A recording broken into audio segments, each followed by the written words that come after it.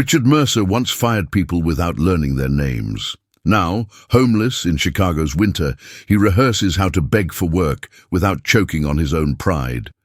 The scandal took his billions, his penthouse, his identity.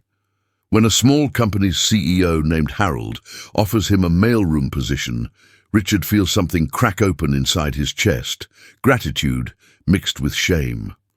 Only later, staring at Harold's familiar weathered hands, does the memory surface, those same hands mopping floors in his old building, trembling after Richard's public termination over a minor error.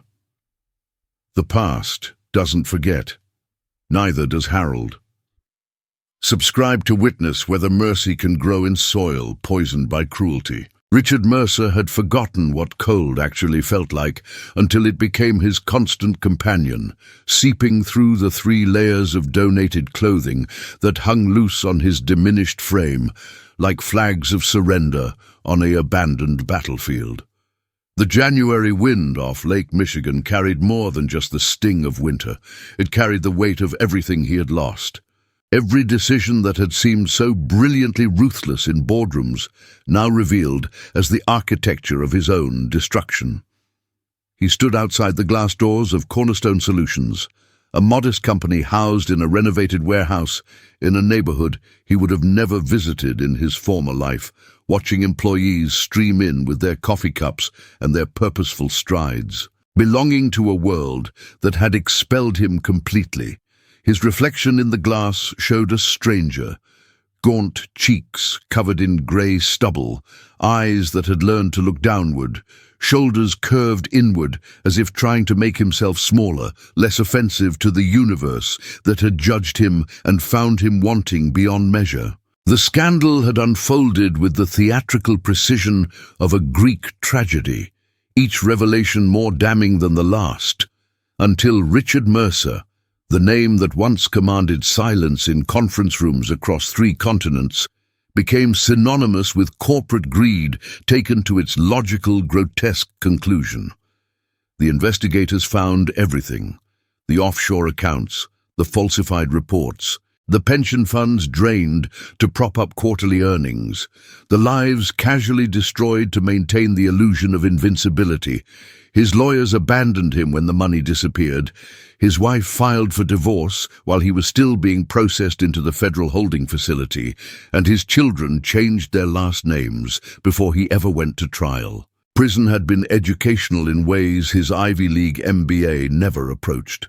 He learned how little his achievements meant when stripped of context, how quickly a man could become invisible when his net worth was measured in negative millions, how the human spirit could shrink or expand based entirely on whether anyone bothered to see it at all. 6 months ago, Richard had been released with $73, a bus ticket, and the kind of freedom that felt more like exile than liberation, thrust into a Chicago that sparkled with prosperity he could observe but never touch, surrounded by the evidence of an economy he had once manipulated and now could only navigate as a beggar at its edges.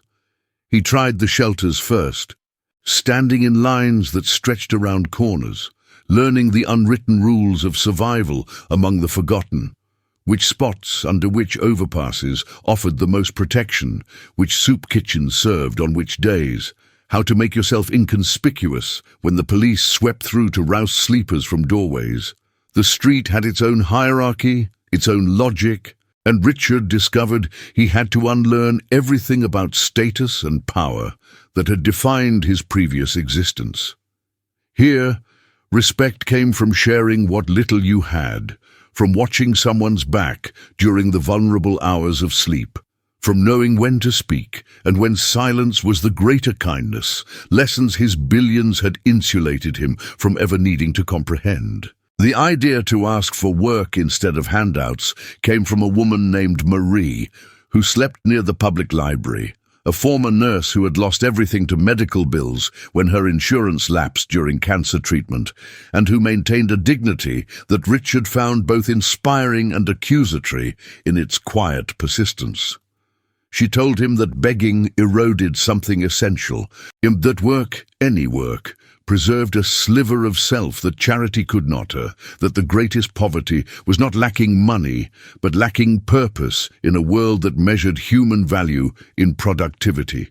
So Richard started walking into businesses, small ones where the owner might actually listen, rehearsing his pitch until it sounded less desperate and more reasonable, stripping away the vocabulary of his past life because words like strategic initiatives and synergistic solutions marked him as either delusional or dangerous. He learned to say, "I need work. I'll do anything. I'm reliable and thorough." 37 businesses heard this pitch. 37 businesses said no, often kindly, sometimes with suspicion, occasionally with the particular cruelty reserved for those who remind others how close they are to catastrophe themselves. Cornerstone Solutions was attempt number 38, and Richard had chosen it for the most pathetic of reasons. It was close to the overpass where he had staked out a relatively dry sleeping spot, and the morning walk would be shorter than most. Conserving energy he could not afford to waste. The company seemed to handle logistics and supply chain management from what he could glean from the modest signage and the boxes visible through the warehouse-style windows. Nothing glamorous or particularly innovative, just the unglamorous machinery of commerce that kept goods moving from one place to another.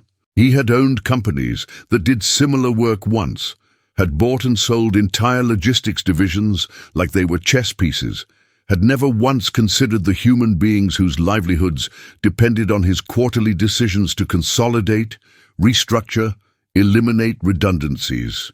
Beautiful euphemisms for human suffering he had orchestrated from 30 floors above street level. He pushed through the door, triggering a soft electronic chime that seemed absurdly cheerful, and found himself in a small reception area that smelled of fresh paint and coffee, decorated with inspirational posters about teamwork and integrity that would have made him sneer in his previous incarnation, but now struck him as genuinely aspirational. A young woman at the desk looked up with practiced friendliness that flickered slightly when she registered his appearance.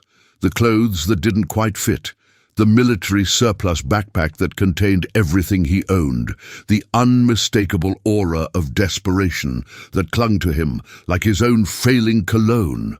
Richard forced himself to meet her eyes, to speak clearly despite the shame that wanted to strangle his voice. "I'd like to speak with someone about employment opportunities, any position. I'm willing to start anywhere." The words cost him something profound. The final acknowledgement that Richard Mercer, who had once decided the fates of thousands with casual signatures, now possessed nothing to bargain with except his willingness to be useful in whatever capacity someone else deemed appropriate. The receptionist's expression shifted through several emotions in rapid succession: surprise, uncertainty, a flicker of pity quickly suppressed, before settling into professional courtesy that Richard recognized as the corporate equivalent of handling something fragile and potentially hazardous, the social protocol for managing uncomfortable situations without causing a scene. She asked him to wait, gesturing toward a row of chairs that looked more comfortable than any surface he had slept on in months, and disappeared through a door marked "Administration," with a purposefulness that suggested she was either fetching help or security, possibly both. Richard sat carefully, aware of how out of place he looked in this clean, organized space, conscious of the way the other people in the waiting area, a delivery driver checking his phone, a woman with a briefcase reviewing documents, created invisible distance between themselves and him, the instinctive human recoil from evidence of societal fracture. He had been that person once, averting his eyes from anyone who represented failure or need, constructing elaborate mental narratives about personal responsibility and poor choices to justify his own indifference, never imagining he would one day embody everything he had dismissed as weakness, unworthy of his attention or concern. The wait stretched long enough for Richard's resolve to begin crumbling, his mind generating all the reasonable excuses for leaving before subjecting himself to another rejection, another moment of watching someone's face close against him like a door swinging shut in slow motion. He was halfway to standing when the receptionist returned, followed by a man whose presence immediately commanded the space in that subtle way that marked genuine authority as opposed to its performed simulation. Someone who had earned, rather than inherited, the right to make decisions that affected other people's lives. The man was perhaps 55, with graying hair cropped close to his skull, wearing casual business attire that suggested competence without pretension, and carrying himself with the relaxed confidence of someone who had nothing left to prove to anyone, least of all himself. His face held a quality Richard struggled to categorize, weathered but not harsh, experienced but not cynical, and marked by lines that suggested he smiled more often than he frowned, despite whatever challenges life had presented. "Mr. Mercer," the man said, and Richard felt something twist in his chest at hearing his name spoken without contempt or recognition of his infamy. Just a simple acknowledgement of his existence as a human being requesting consideration. "I'm Harold Gaines, CEO of Cornerstone Solutions. I understand you're looking for work." The voice matched the face, warm without being effusively friendly, professional without being cold, carrying an undertone of genuine curiosity rather than the obligatory politeness most people offered before delivering their well-practiced rejections. Richard stood, extending his hand before remembering with a flush of shame that his hands were probably not as clean as this environment required. But Harold took it without hesitation, his grip firm and present, making actual contact rather than the tentative touch people often used when they didn't want to fully acknowledge what they were encountering. "Yes, sir," Richard managed, his voice rougher than he intended, unused to being addressed with any title other than buddy or move along by the various authorities that policed the boundaries between the housed and the houseless. "Any position. I'm a hard worker. I learn fast. I just need a chance." Harold studied him with an attention that felt different from the usual assessment, not cataloguing his obvious deficiencies and liabilities, but rather looking for something beneath the surface evidence of his circumstances, searching for the person underneath the accumulated damage and desperation. "Come to my office," Harold said finally, gesturing toward the door he had emerged from. And Richard followed, acutely aware of the eyes tracking his passage through the workspace, employees glancing up from their computers and quickly away, probably wondering what emergency or charity case their boss was entertaining now. Harold's office was modest, but thoughtfully arranged. A large desk covered with organized papers, comfortable chairs clearly meant for actual conversation rather than intimidation, windows that overlooked the warehouse floor where workers moved among shelves and conveyor systems with practiced efficiency. On the wall hung a single-frame photograph of what appeared to be a younger Harold receiving some kind of community award, standing with a small group of people who all shared the same expression of hard-won satisfaction, the look of those who had built something meaningful from nothing through sustained effort and mutual support. "Tell me about yourself," Harold said, settling into his chair with the unself-conscious ease of someone completely comfortable in his own space, gesturing for Richard to sit across from him in a way that felt more like an invitation than a command. And here was the moment Richard had been dreading across 37 previous attempts, the biographical minefield he had to navigate between honest disclosure and strategic omission, knowing that too much truth would disqualify him immediately, while too much evasion would reveal itself as deception. "I made serious mistakes," Richard began, choosing his words with the care of someone diffusing explosives. "Business decisions that hurt people. I served time for it. Now I'm trying to rebuild from nothing, and I understand that nothing is exactly what I deserve to start from." He paused, watching Harold's face for the familiar signs of judgment hardening into rejection, but found only continued attention, an openness that felt almost unbearable in its refusal to condemn him preemptively. I don't have recent references. I don't have a permanent address. What I do have is the knowledge that I wasted decades treating people like numbers on spreadsheets, and now I want to learn what it actually means to contribute something real, something that matters beyond quarterly earnings and shareholder value. Harold leaned back slightly, his fingers steepled beneath his chin, in a gesture that Richard recognized as someone taking time to think, rather than simply running out the clock before delivering a prepared refusal. The silence stretched between them, but it didn't feel hostile, more like a space being cleared for something important to take shape, a pause before a significant decision rather than the empty interval before dismissal. "I'm going to give you a chance," Harold said finally, and Richard felt his chest constrict with an emotion too complex to name. Gratitude, disbelief, suspicion that this couldn't be real, terror that it might be real, and he would somehow destroy this opportunity like he had destroyed everything else. "Mailroom, minimum wage. You'll sort packages, deliver inter-office mail, keep supplies stocked, basically whatever needs doing that nobody else has time for. Hours are 7 to 3, Monday through Friday.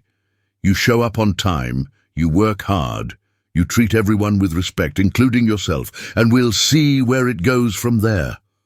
Harold extended his hand again, and Richard took it, his own hand trembling slightly with the effort of containing everything this moment represented, the fragile architecture of hope being constructed over the ruins of everything he had been. Richard's first day at Cornerstone Solutions began at 5:30 in the morning, not because his shift started until 7, but because the logistics of arriving on time from an overpass 3 miles away required planning that his former life had never demanded, accounting for the unpredictability of weather, the condition of his shoes, the energy available in a body chronically undernourished. He walked through neighborhoods transitioning from residential to industrial, watching the city wake itself into productivity, streetlights clicking off as dawn bled grey and pink across the lake's horizon, delivery trucks beginning their routes, early risers shuffling toward bus stops with the resignation of those for whom work was necessity rather than identity. The warehouse district smelled different at this hour, coffee from a corner bakery mixing with diesel exhaust, the metallic tang of cold air off the water, the faint sweetness of cardboard from the recycling center 2 blocks south, and Richard found himself cataloguing these details with an attention he had never previously devoted to his surroundings, as if the world had suddenly gained texture and specificity now that he existed within it rather than above it. He arrived 40 minutes early and waited outside the employee entrance, watching through windows as lights flickered on in sections, as people began trickling in with their lunch bags and thermoses, as the building slowly animated itself from dormancy into purpose. A few employees glanced at him as they passed, some offering cautious nods, others averting their eyes with the practiced indifference urban dwellers developed toward anything uncomfortable or unexplained, and Richard understood he had not yet earned the right to belong here, that acceptance would require sustained proof of his utility and reliability. At precisely 6:45, Harold appeared at the door and let him in without comment, leading him through the maze of corridors to a small room stacked with mail carts, sorting tables, and industrial shelving units packed with office supplies, the unsexy infrastructure that kept even the most modest business functioning. "This is your domain," Harold said simply, gesturing at the organized chaos. "Maria in receiving will bring you packages and mail by 8. You sort by department, deliver by 9:30. Afternoon pickups at 2, outgoing mail processed by 3, supplies restocked as needed." Questions. Richard had 1,000 questions, but asked none of them, understanding instinctively that this was a test of his ability to figure things out without excessive hand-holding, to demonstrate the self-sufficiency that his previous executive existence had actually insulated him from developing. "No, sir," he said, and Harold almost smiled. A brief flicker at the corner of his mouth that suggested approval or perhaps recognition of something familiar in Richard's response. "Good. There's a locker room down the hall where you can store your things. Bathroom is 2 doors past that. Break room on the 2nd floor has coffee and a microwave. Help yourself. Payday is every other Friday. Direct deposit or paper check, your choice." Harold paused at the doorway, turning back with an expression Richard couldn't quite read, something hovering between empathy and evaluation. "One more thing. People are going to be curious about you. They're going to wonder. Some will be kind, some won't. Don't explain yourself unless someone asks directly, and even then, you're not obligated to share more than you're comfortable with. You're here to work, not to perform your redemption for an audience. Understood?" The advice struck Richard as unexpectedly insightful, suggesting Harold understood something essential about the psychology of second chances and the performance anxiety that came with being constantly aware of your own history as a liability. "Understood," Richard confirmed, and Harold left him to navigate the learning curve alone, which turned out to be steeper than Richard had anticipated, despite the apparent simplicity of the tasks. The sorting system required memorizing department codes and employee names, matching incoming packages with delivery logs, maintaining an organizational clarity that seemed straightforward until he actually attempted it and discovered his mind had been trained for strategic thinking rather than operational precision. He made mistakes, delivered marketing materials to accounting, mislabeled a priority package, forgot to restock the copy paper on the 3rd floor, and each error felt magnified by his awareness that he was being evaluated not just as an employee, but as a gamble Harold had taken on damaged goods, a test case for whether second chances were acts of compassion or naive idealism destined to disappoint. By noon, Richard's feet ached from the continuous motion. His back protested the bending and lifting, and he had developed a newfound respect for the physical demands of labor that created no visible product but kept the machinery of commerce running smoothly. He took his lunch break, sitting on the floor of the mailroom, eating the sandwich and apple Harold had somehow arranged to be left for him. An act of consideration Richard pretended not to notice because the kindness threatened to crack something fragile he was holding together through sheer willpower. The afternoon brought a rhythm he began to recognize, a pattern to the workflow that allowed him to anticipate needs rather than simply react to them. To see the logic underlying the apparent chaos of packages and correspondence flowing through the building. He started noticing details, which departments received the most external mail, which employees were expecting time-sensitive deliveries, where supplies tended to run low first, the small inefficiencies he could address without being asked, the way making himself useful could be its own form of conversation with people who had no reason to trust him yet. At 3 o'clock, Richard clocked out using the timecard system that felt charmingly analog in an era of digital everything, his first day complete without catastrophic failure, though not without the accumulation of small humiliations and physical discomforts he would need to adapt to if he intended to survive this opportunity. He retrieved his backpack from the locker, aware that while most employees were heading to cars or public transit toward homes with heat and running water, he would be walking back to the overpass, back to the sleeping bag and tarp that constituted his shelter, back to the parallel universe where nothing about his day job changed the fundamental precariousness of his existence.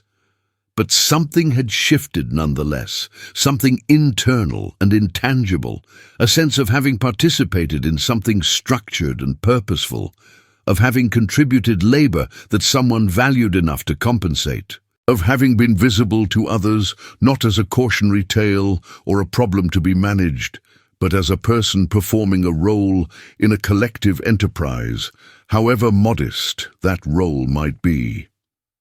Harold appeared in the hallway as Richard was leaving, leaning against the wall with his arms crossed, in a posture that suggested he had been waiting, though Richard couldn't fathom why the CEO of even a small company would bother monitoring the departure of his most junior employee. "How'd it go?" Harold asked, and there was something in his tone, not condescension or performative encouragement, but genuine curiosity about Richard's experience, as if the answer actually mattered to him beyond mere managerial obligation. "I made mistakes," Richard admitted, seeing no point in pretending otherwise. "But I learned from them. Tomorrow will be better." Harold nodded slowly, his eyes studying Richard with that same quality of attention that refused to reduce him to his circumstances or his history. "That's all anyone can do," Harold said quietly, and then added, almost as an afterthought, "There's a shower in the locker room. Towels in the cabinet. No one uses it much anymore, but it works fine. You're welcome to it before or after shifts if that would help." He walked away before Richard could formulate a response, leaving him standing in the empty hallway, overwhelmed by the casual dignity of an offer that acknowledged his reality without making it the subject of pity or spectacle, without requiring gratitude or performance, simply extending a resource that might make survival slightly less brutal for another human being trying to claw their way back from the margins. 3 weeks into the job, Richard had developed the kind of physical exhaustion that paradoxically helped him sleep better on concrete than he ever had on $1,000 mattresses. His body so thoroughly depleted each night that consciousness simply surrendered to whatever rest could be extracted from his makeshift shelter beneath the overpass, the sounds of traffic overhead becoming a kind of industrial lullaby. The work itself had grown more manageable as his body adapted to the constant motion, and his mind internalized the patterns of package flow and departmental rhythms, allowing him to operate with increasing efficiency that occasionally earned nods of acknowledgement from co-workers who had moved from wary observation to tentative acceptance of his presence. He learned their names, memorized their preferences. Diane in accounting liked her morning mail on her desk, not in her inbox. Marcus in operations needed priority notifications immediately regardless of his meeting schedule. The entire marketing team could be found in the break room at exactly 10:15 every Tuesday for their weekly strategy session. Small details that allowed him to anticipate needs and insert himself usefully into the organizational ecosystem. Harold remained a constant but distant presence, visible moving through the building with the ease of someone who understood every aspect of his operation because he had built it from foundation to current form, stopping to talk with warehouse workers and executives with the same genuine interest, treating job functions as equally valuable contributions rather than hierarchical positions to be performed according to status. Richard watched him carefully, initially out of the paranoid conviction that he was being monitored for inevitable failure, but gradually with a different quality of attention, curiosity about how someone led without the aggressive dominance Richard had once considered synonymous with effective management.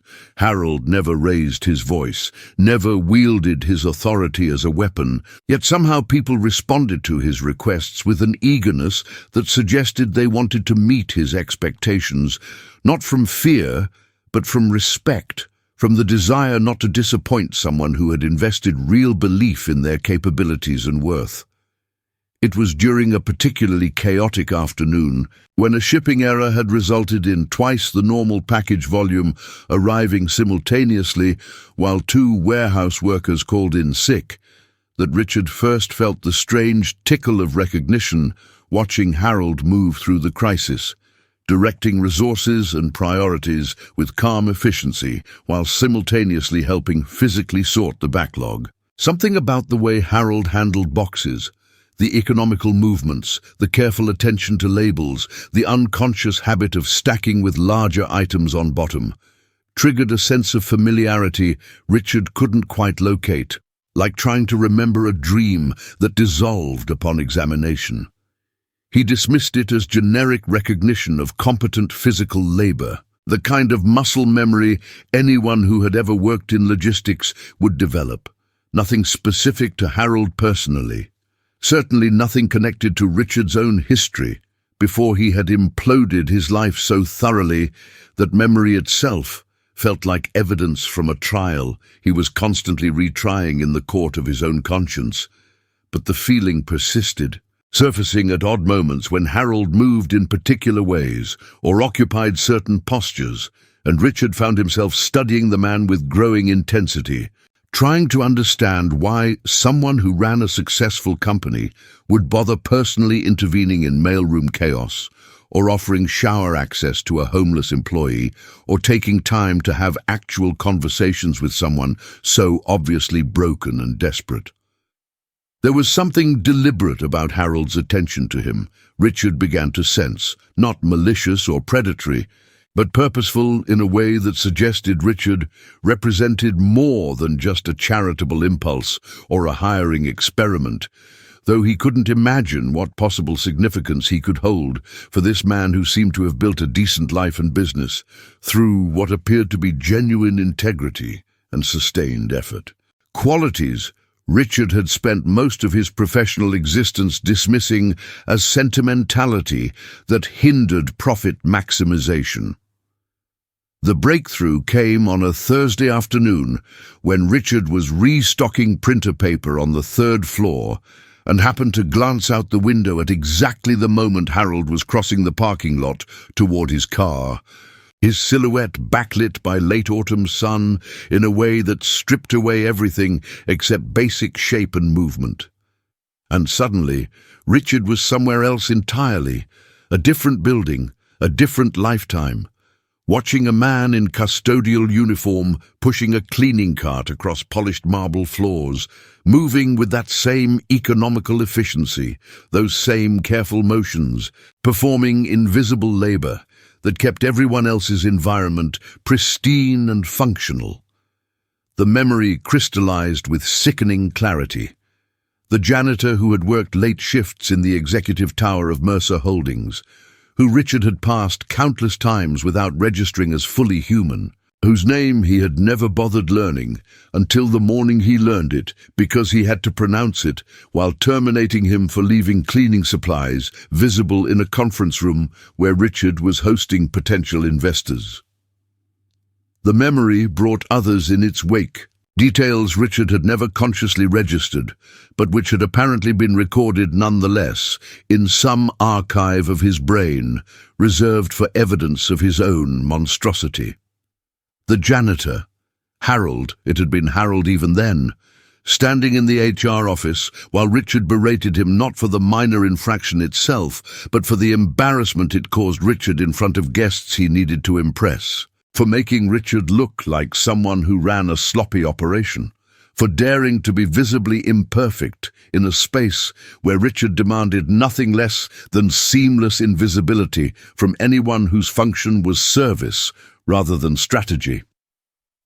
Harold had tried to explain that his daughter had been sick, that he had rushed to complete the cleaning before his shift ended so he could get home to her, that he had simply forgotten the cart in his haste and exhaustion, and Richard had cut him off mid-sentence, had actually said something about personal problems not being relevant to professional standards, had insisted on immediate termination despite the HR director's quiet suggestion that a warning might be more appropriate given Harold's otherwise excellent record. Richard stumbled to the bathroom and vomited into the toilet, his body rejecting not just the memory but the dawning understanding of what it meant, the impossible coincidence that wasn't coincidence at all, but rather something far more deliberate and infinitely more terrifying, that Harold knew exactly who Richard was, had known from the moment Richard walked into his building, had offered him a job, not in spite of their history, but because of it,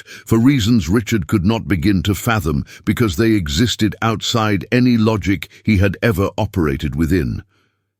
He splashed water on his face, gripped the sink's edge, stared at his reflection, with the sick fascination of someone discovering they had been walking around all day, unaware they were covered in blood, visible to everyone but themselves. Harold had given him a chance, knowing Richard had given him none, had extended dignity to someone who had systematically denied his, had created an opportunity for redemption for the person who had once stood as casual obstacle to his survival and stability. And Richard had no framework for understanding what that meant, or what response it demanded, or how to carry the weight of being forgiven before you had ever asked for forgiveness, before you had even fully comprehended the depths of what you had done and to whom. Richard didn't return to work the next day, or the day after that, spending 48 hours under the overpass, wrapped in his sleeping bag, watching traffic pass overhead, paralyzed by the weight of understanding that had crashed over him with all the subtlety of physical assault, unable to face the man he now knew he had destroyed years ago with such casual cruelty. He played the memory again and again, examining it from every angle, searching for some version where he had been less monstrous, where Harold's termination had been justified by something beyond Richard's own narcissistic fury at being momentarily inconvenienced. But no such version existed. The facts were clear.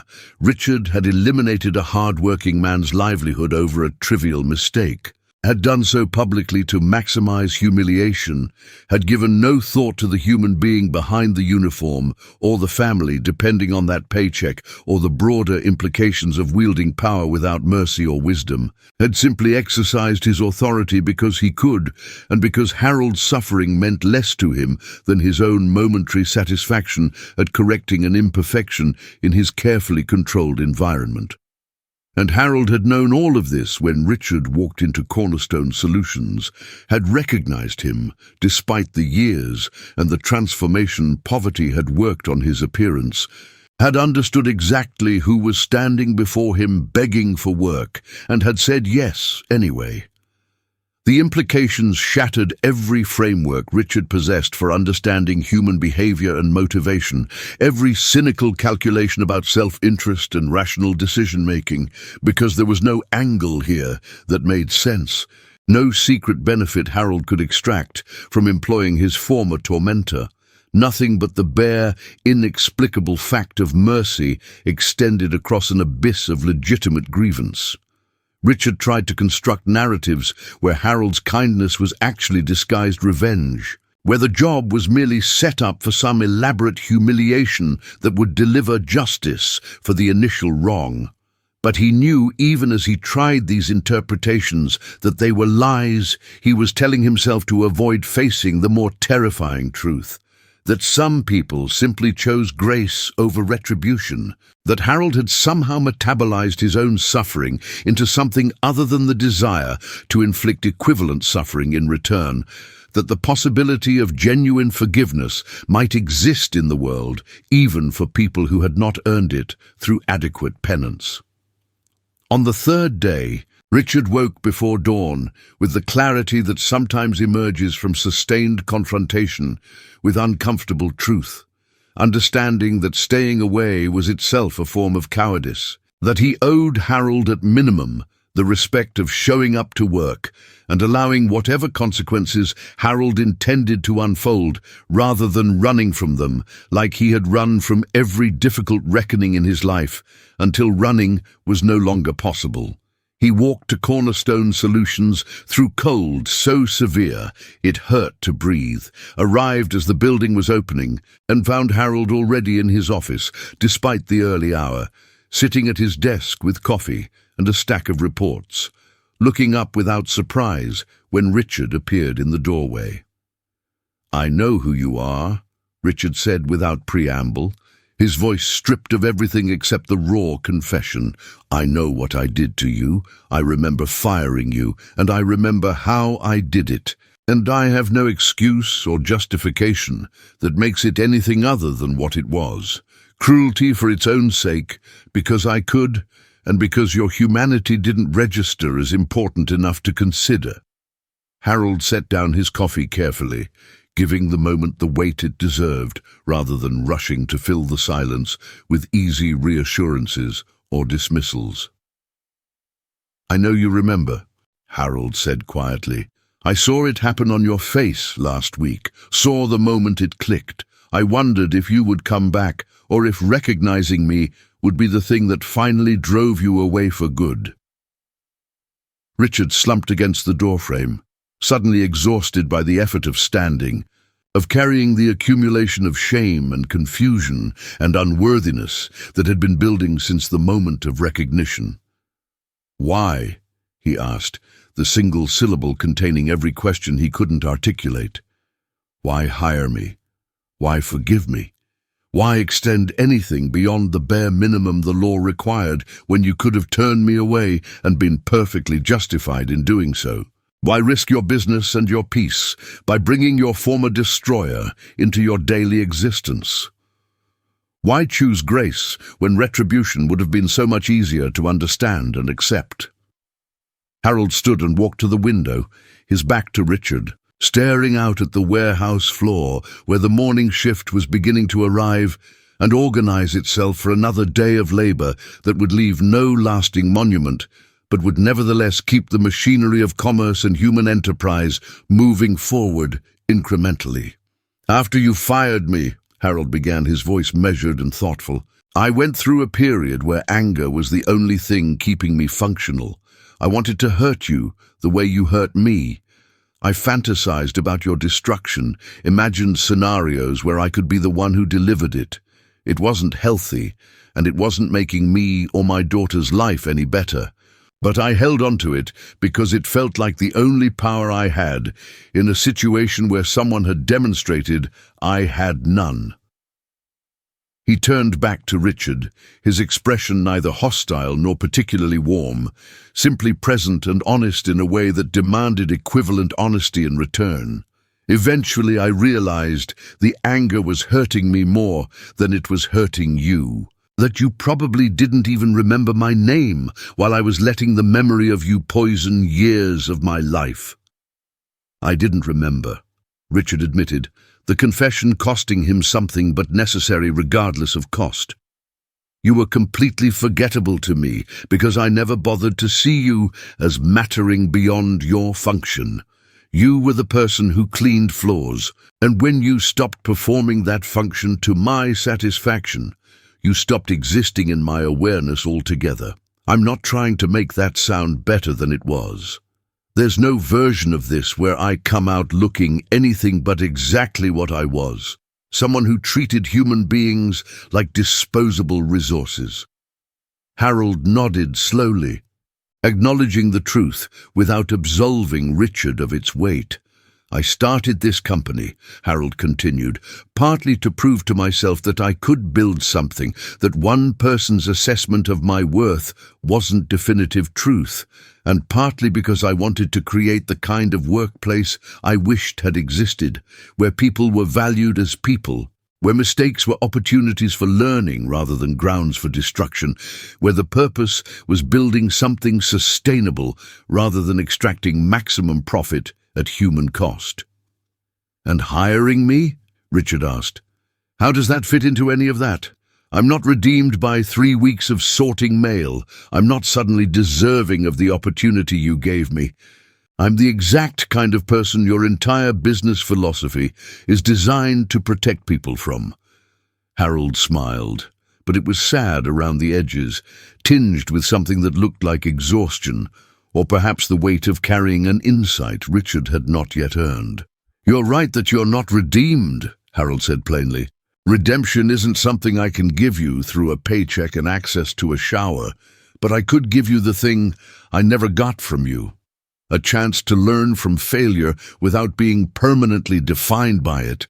An opportunity to discover whether you're capable of becoming someone different than who you were when you had all the power.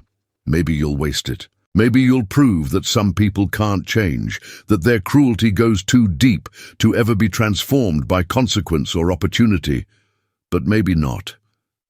And I decided I wanted to know the answer to that question more than I wanted to protect myself from potentially being disappointed or hurt again. The confession hung between them like something fragile and precious that could shatter if either of them moved too quickly or carelessly, and Richard felt the full weight of what Harold was offering.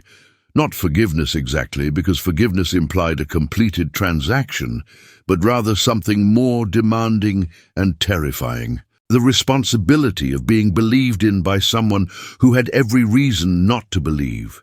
The obligation to honor faith that had been extended across an ocean of legitimate doubt.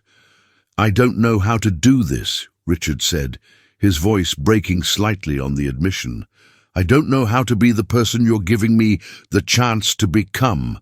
I spent 30 years building skills that are useless now, developing instincts that led me directly into destruction, perfecting ways of being in the world that hurt everyone around me, including myself. I'm 58 years old, and I feel like I'm learning how to be human for the first time.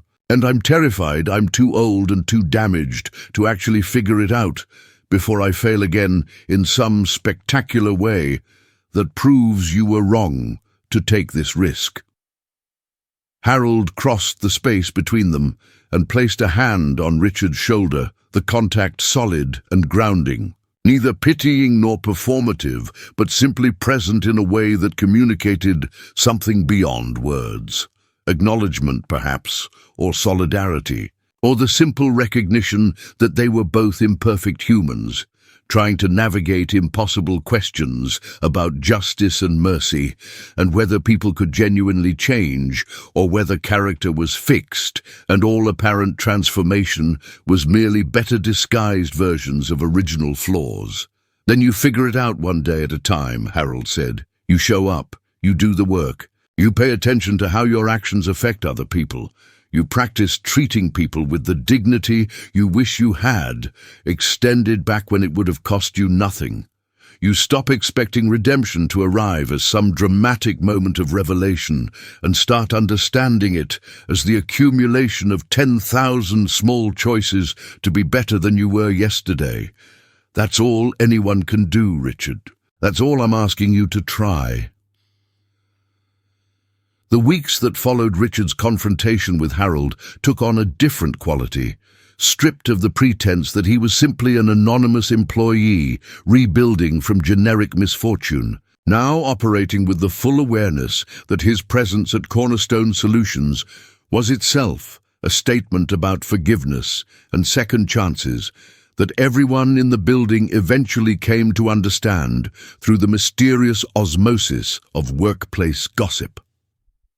Harold never announced Richard's history, but neither did he hide it when asked directly, and gradually the truth circulated through the company in various degrees of accuracy, that the mailroom guy had once been someone powerful who had fallen catastrophically, that Harold had some personal connection to that fall, that this was either the most generous or most foolish thing their CEO had ever done, depending on who you asked and how cynical their worldview happened to be. Richard felt the shift in how people looked at him, the added layer of curiosity and judgment, the questions no one asked directly but which hovered in every interaction. Did he deserve this chance? Was he genuinely changing or merely performing contrition? Would he ultimately justify Harold's faith or prove that some people were fundamentally irredeemable regardless of circumstance or opportunity?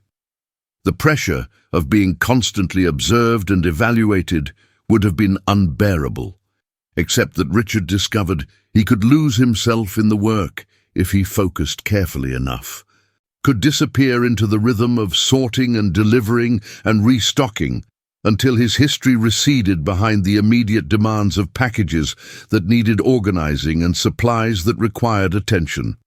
He developed a strange pride in mastering the mundane, learning to optimize delivery routes to minimize wasted motion, memorizing which departments needed which supplies before they had to request them, finding satisfaction in the small efficiencies that made other people's workdays slightly smoother.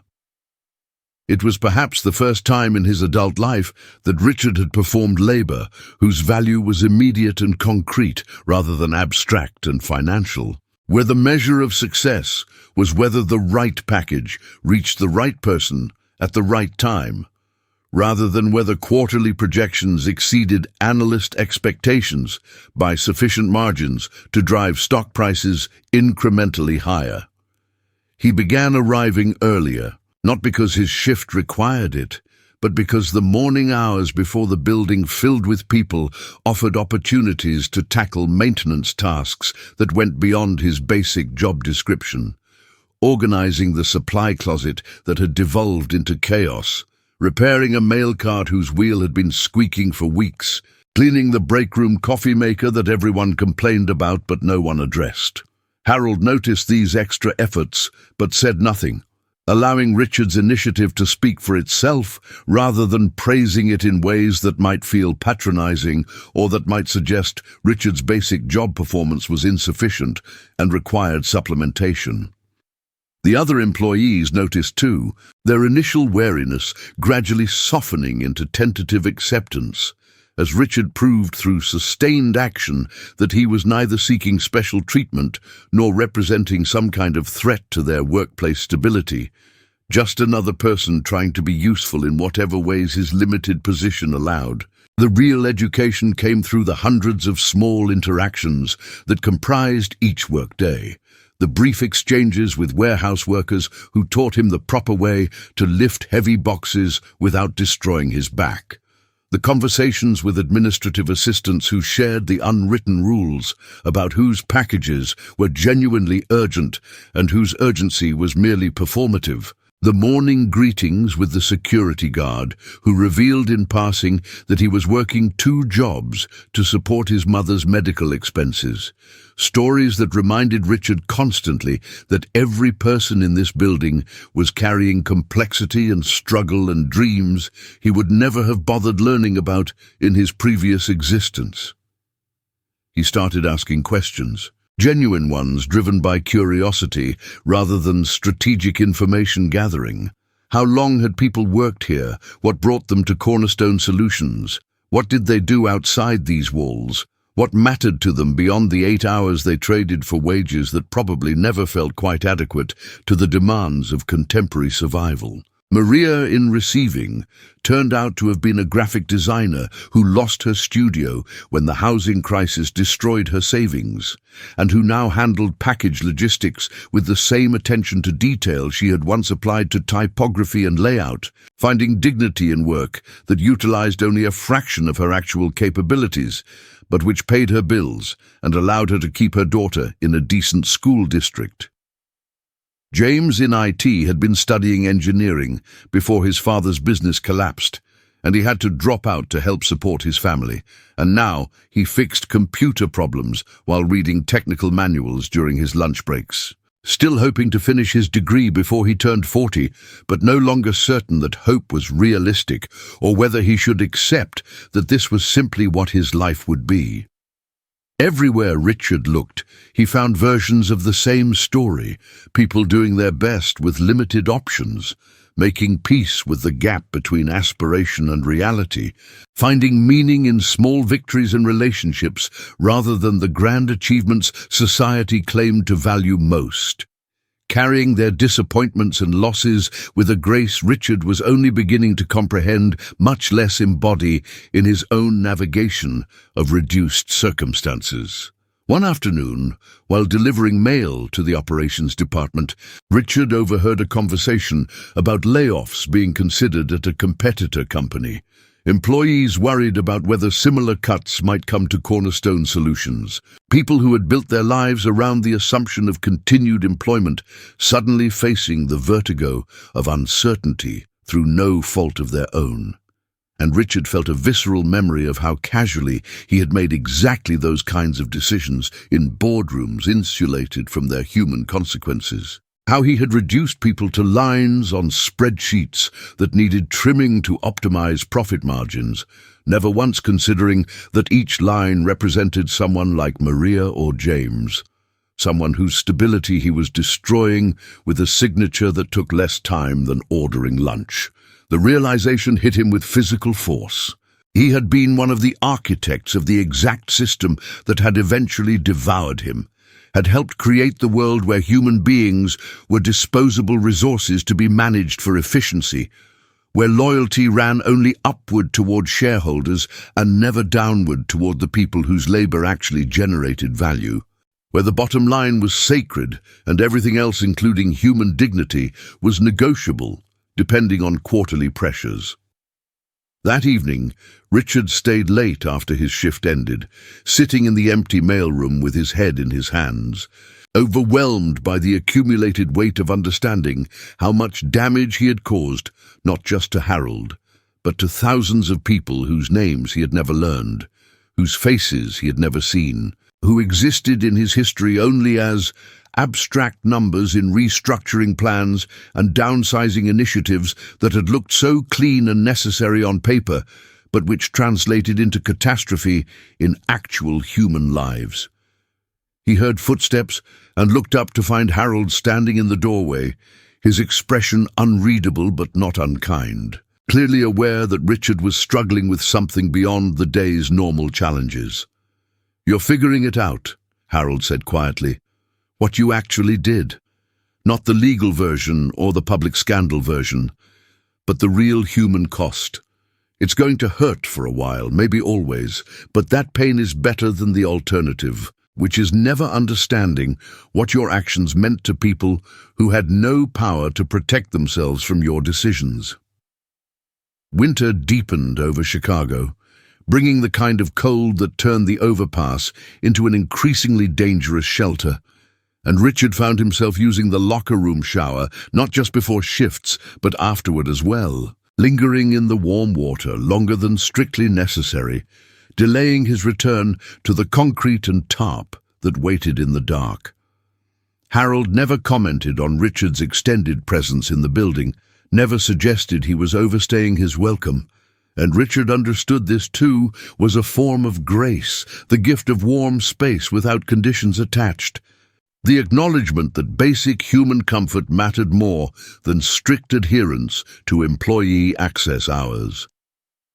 Other workers began leaving things in Richard's locker: a winter coat that someone's husband had outgrown, a thermos of soup that Maria claimed she had made too much of, a pair of boots from James, who said they didn't fit him right, but which Richard suspected fit James perfectly, and had been sacrificed for someone whose need was greater and more visible.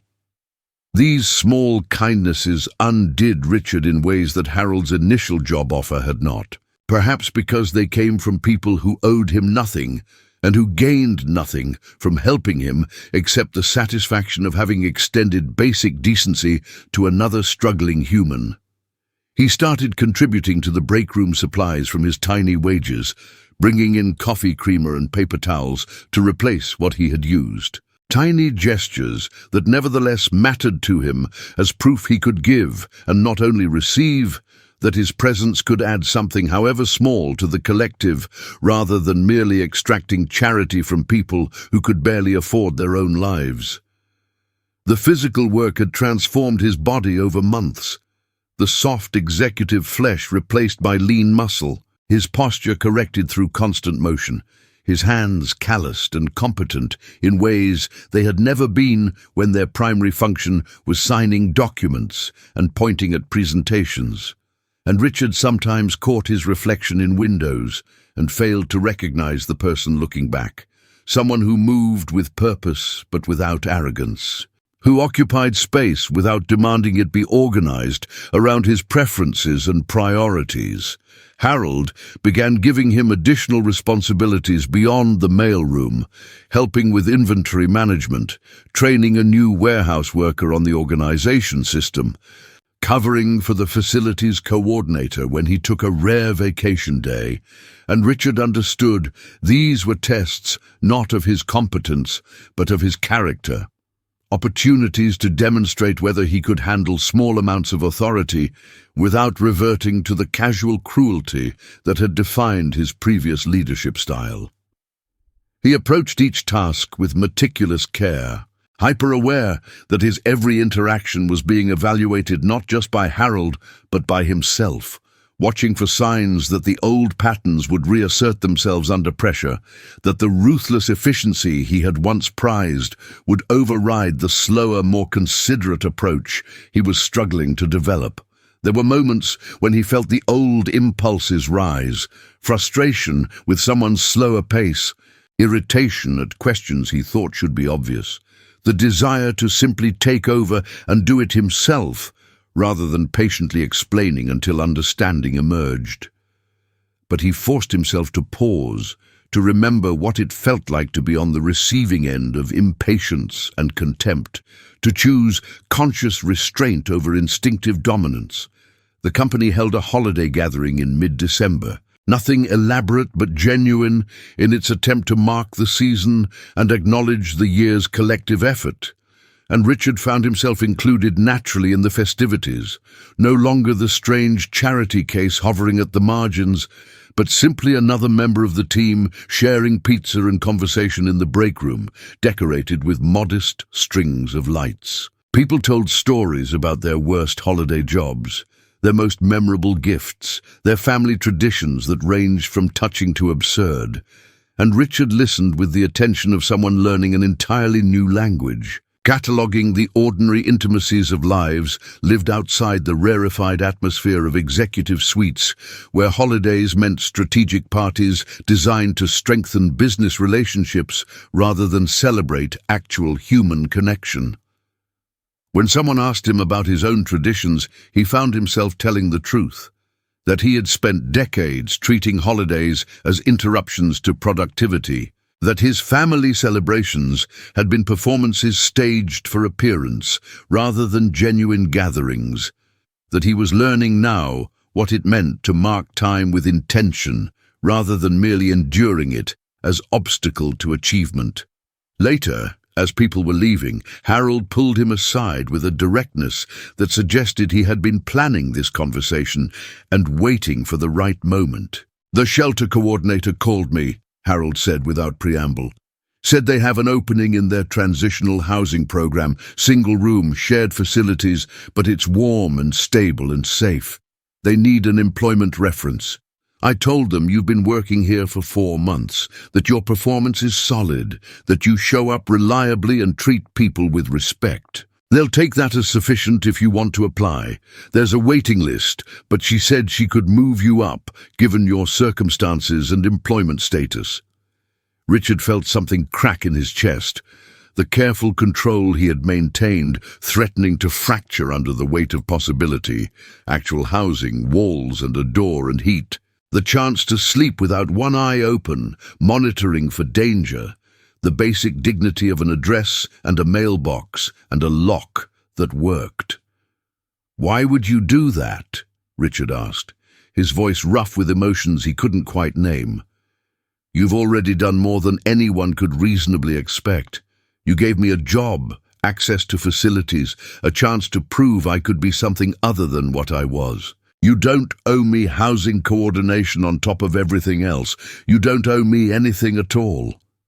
Harold smiled, but it carried a sadness that suggested he understood something Richard was still learning. "I'm not doing this because I owe you," Harold said gently. "I'm doing it because watching someone struggle to rebuild while the system actively works against them isn't noble or character building. It's just cruel in a different way than what you used to do. More passive, but cruel nonetheless. You can't become who you're trying to become if you're spending all your energy just surviving the basic physical challenge of homelessness.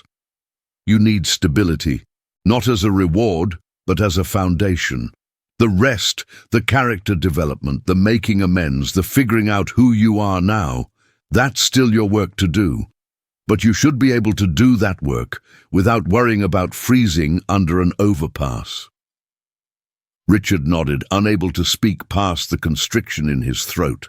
and Harold pressed a paper into his hand with the shelter coordinator's contact information and appointment time already written out. "One more thing," Harold said, his tone shifting to something more serious. "Once you're in transitional housing, once you have some stability, we need to talk about what comes next. The mailroom was never meant to be permanent. It was a place to start, a chance to prove reliability and relearn how to work with people. But you have skills, Richard, even if most of them are currently wrapped up in trauma and regret. At some point, you're going to need to figure out how to use what you actually know about business, about systems, about how things work, in service of something other than personal enrichment or ego gratification.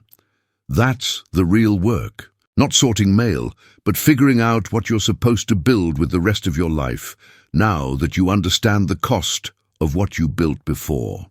The transitional housing consisted of a 9 by 12 room with a narrow bed, a small desk, a closet barely large enough for his limited possessions, and a window that overlooked an alley where nothing particularly beautiful ever happened, but which nevertheless represented an almost unbearable luxury, the ability to control his environment temperature, to close a door against the world, to exist in private space that was his, even if only temporarily and conditionally. Richard moved in on a Saturday in January, with everything he owned fitting into 2 bags, the accumulated possessions of months on the street amounting to less than what he once carried for a weekend business trip, and he sat on the bed in his empty room, feeling simultaneously grateful and unmoored, aware that this stability was itself fragile and dependent on his continued employment and good behavior, but also that it represented a threshold crossed from mere survival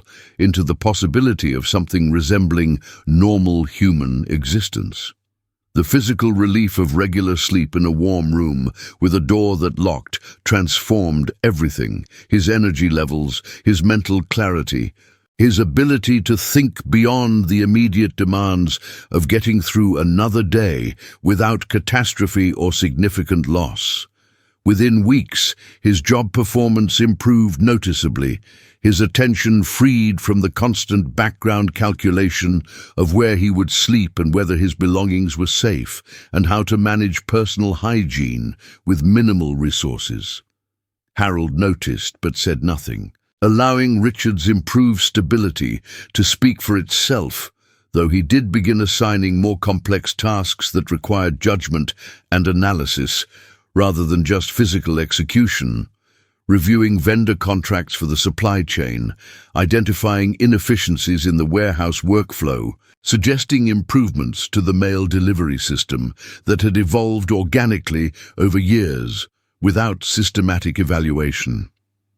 Richard approached these assignments with the same meticulous attention he brought to sorting packages, but they engaged different parts of his brain, woke up analytical capabilities that had atrophied during his months of manual labor. He discovered that he could still read a balance sheet and identify leverage points, could still analyze operational systems and see where bottlenecks created unnecessary costs, could still think strategically about resource allocation and process optimization, but now these skills came filtered through a different consciousness, tempered by his understanding of how abstract business decisions translated into concrete human consequences, how efficiency gains often meant someone's workload increase or job elimination, how the relentless pressure for productivity could extract human costs that never appeared on financial statements. He found himself bringing these concerns to Harold when making recommendations, not as obstacles to improvement, but as factors that needed weighing alongside purely economic calculations. And Harold listened with the attention of someone recognizing that Richard was finally learning to integrate what he knew about business with what he now understood about human beings. One morning in early spring, Harold called Richard into his office with an unusual formality that suggested something significant was being set in motion. And Richard entered with the nervous anticipation of someone who had learned that important conversations rarely felt comfortable but were nevertheless necessary for growth. "I have a proposal," Harold began, gesturing for Richard to sit in the chair that had become familiar over months of periodic check-ins and strategy discussions. "Cornerstone is growing faster than I anticipated. We're adding clients, expanding services, and I'm at my capacity for managing both operations and business development. I need someone who understands systems, who can analyze processes and identify improvements, who can think strategically about how we scale without losing the culture and values that make this company worth working for. I think you could be that person, but not yet. You're not ready yet." The assessment was delivered without cruelty, but also without false encouragement, a straightforward evaluation that respected Richard enough to be honest, rather than gently evasive. And Richard found himself nodding in agreement, rather than feeling defensive, because he knew Harold was right. He had skills, but not yet the wisdom to apply them without causing harm, had analytical capabilities, but not yet the emotional maturity to wield them in service of genuine human flourishing, rather than just elegant systemic optimization. "What would make me ready?" Richard asked, and Harold leaned back in his chair with an expression that suggested he had been hoping for exactly this question. That Richard's willingness to ask was itself evidence he was moving in the right direction, even if he had not yet arrived at the destination. "You need to understand this business from the ground up," Harold said. "Not just the mailroom, but every function. Spend time in learning how Maria manages incoming shipments. Work with James, understanding how our technology infrastructure supports operations. Shadow the sales team, learning how we actually acquire and service clients. Spend weeks in the warehouse understanding the physical reality of what we do. Learn every position not so you can do everyone's job, but so you understand how the whole system works together, how decisions made in one area affect people in another, how the real work gets done by people whose expertise is often invisible to those making strategic decisions. That's going to take 6 months minimum, maybe longer, and you do it while still covering the mailroom until we hire someone to replace you there." The prospect was simultaneously daunting and compelling. Months of intensive learning across every aspect of the business, returning to beginner status over and over in different domains, subjecting himself to the expertise and evaluation of people who had initially viewed him as charity case, and might struggle to accept him as someone deserving training in their specialized knowledge. But Richard recognized it as exactly the education he needed. The systematic dismantling of the executive mindset that had allowed him to make decisions affecting thousands while remaining fundamentally ignorant of how work actually happened in any functional area beyond finance and strategy.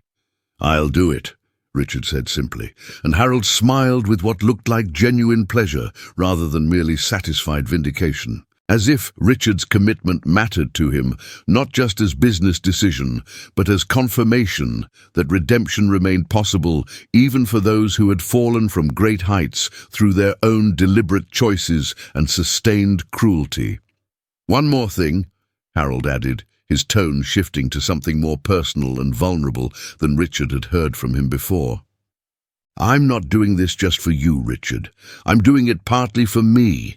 I need to believe that people can change, that the harm we experience doesn't have to define us forever, that forgiveness is something more than naive weakness. You're my test case for whether I'm right about that or whether I'm just setting myself up for disappointment by trusting someone who demonstrated he couldn't be trusted when he held power. Every day you show up and work hard and treat people well. You're not just rebuilding your own life. You're teaching me something about human nature I desperately want to be true, but can't be certain of without evidence. So don't waste this. Not because you owe me, but because we're both invested now in finding out whether the story can actually end differently than how it began." The months that followed became Richard's true education. A systematic journey through every function of Cornerstone Solutions that revealed the intricate choreography of human effort and expertise required to make even a modest business operate successfully. He learned the physical vocabulary of warehouse work from Miguel, who taught him how to read pallet configurations and optimize storage space, who explained the difference between theoretical capacity and practical capacity, who showed him how to prevent injuries through proper technique, and why speed without strategy created more problems than it solved. He studied supply chain management with Sandra, understanding how vendor relationships depended on trust and consistent communication, how price negotiations had to balance cost savings against reliable quality and delivery, how the cheapest option often proved most expensive when hidden costs, like defect rates and replacement times, factored into actual operational impact. The sales rotation proved particularly challenging because it required Richard to watch experienced salespeople build relationships with potential clients, to observe how trust was established through genuine interest in solving customer problems rather than simply closing deals, to understand that sustainable business growth came from creating value for others rather than extracting maximum profit from each transaction. He shadowed Diana, a sales director whose patience and empathy seemed inexhaustible, who spent hours understanding client needs before ever proposing solutions, who sometimes recommended competitors when Cornerstone genuinely couldn't serve a prospect's specific requirements, a level of integrity Richard had always dismissed as leaving money on the table, but which Diana explained created reputation and referral networks worth far more than any single contract. Human resources exposed Richard to the administrative complexity and ethical weight of managing people's livelihoods, the careful documentation required to protect both company and employees, the balance between enforcing standards and allowing for human imperfection, the difficult conversations about performance issues that had to honor dignity while addressing real problems. He spent 2 weeks with Linda, the HR director who had initially processed his hiring, learning about the legal frameworks governing employment, the practical challenges of recruiting and retention in a competitive market, the invisible emotional labor involved in helping people navigate workplace conflicts and personal crises that inevitably affected job performance. Linda talked about every employee as a complete human being, rather than just a resource to be managed, maintained detailed knowledge of people's family situations and personal goals, and made decisions that sometimes prioritized human welfare over strict procedural efficiency, a philosophy Richard recognized as consistent with everything Harold had built, but which still challenged his ingrained assumptions about what effective management required. By the time Richard completed his rotations and returned to a newly created role as operations analyst, he had spent 9 months systematically unlearning nearly everything he had previously believed about business and relearning from the ground up how organizations could function in service of human flourishing rather than merely shareholder returns. His first major project involved analyzing the warehouse workflow to identify efficiency improvements, and he approached it with a methodology he never would have employed in his previous life, working alongside warehouse staff for a full week to understand their actual experience before proposing any changes, conducting individual interviews to gather insights about pain points and potential solutions, presenting preliminary recommendations to the people who would be affected before finalizing anything, incorporating their feedback and expertise into revisions that balanced operational efficiency with worker well-being and autonomy. The final proposal increased throughput by 18% while reducing injury rates and actually improving employee satisfaction scores, proof that profit and human welfare didn't have to be zero-sum calculations if you designed systems with both priorities integrated from the beginning, rather than treating human needs as constraints on optimization. Harold reviewed the analysis with obvious satisfaction, but also with a challenge that Richard had come to expect from him. The refusal to let accomplishment become complacency, the insistence that growth was a continuous process rather than a destination to be reached and then coasted upon. "This is good work," Harold said, "and it demonstrates you've learned something essential about how to think about operational improvement without destroying the people involved in the operations. But here's the harder question, Richard. What are you going to do with the rest of your life? You're 60 now. You've rebuilt enough stability to survive. You've developed new skills and a new way of thinking about work and value. You could stay here, keep refining processes, build a quiet, competent career that bothers nobody and helps me run this company more effectively. And that would be fine. Good, even. Definitely better than where you were 2 years ago. But I don't think that's actually enough. I think you need to figure out what you're supposed to build or create or contribute that actually addresses the damage you caused when you had power. The mailroom and the warehouse rotations and the operations analysis, those were education. But at some point, education has to translate into purpose, or it's just another form of hiding from the real work. The confrontation landed with the force of truth Richard had been circling but not yet facing directly. The recognition that rebuilding his own life was necessary but insufficient, that genuine amends required more than personal reformation, that he carried responsibility for addressing harm on a scale far larger than his individual survival and employment could ever balance. He sat in Harold's office as spring rain tracked down the windows, watching water blur the familiar warehouse floor below, and felt the questions settle into his bones. What did he owe to all the people whose lives he had damaged through his decisions? All the Harolds he had never apologized to because he had never even recognized them as deserving his awareness, much less his remorse.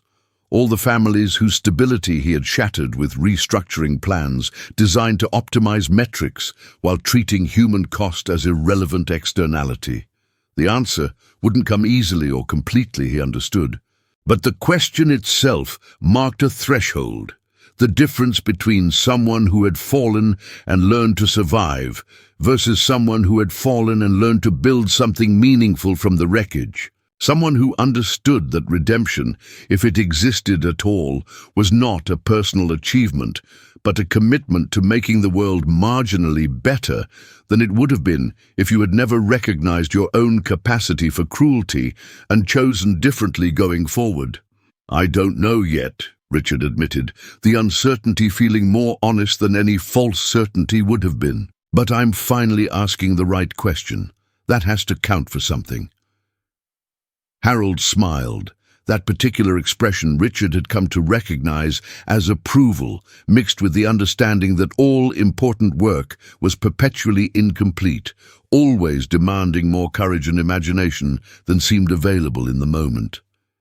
"It counts for everything," Harold said quietly. "The question is where transformation starts. Everything else follows from being willing to ask it honestly and live into whatever answers slowly emerge." And Richard nodded, accepting the gift of time and space and patience from the man who had every reason to withhold all three, understanding finally that grace was not erasure of the past, but rather the possibility of writing a different future, one choice at a time, one day at a time, for however many days remained to make different choices than the ones that had brought him to his knees in the first place and taught him, through suffering he had earned, what it actually meant to be human among humans.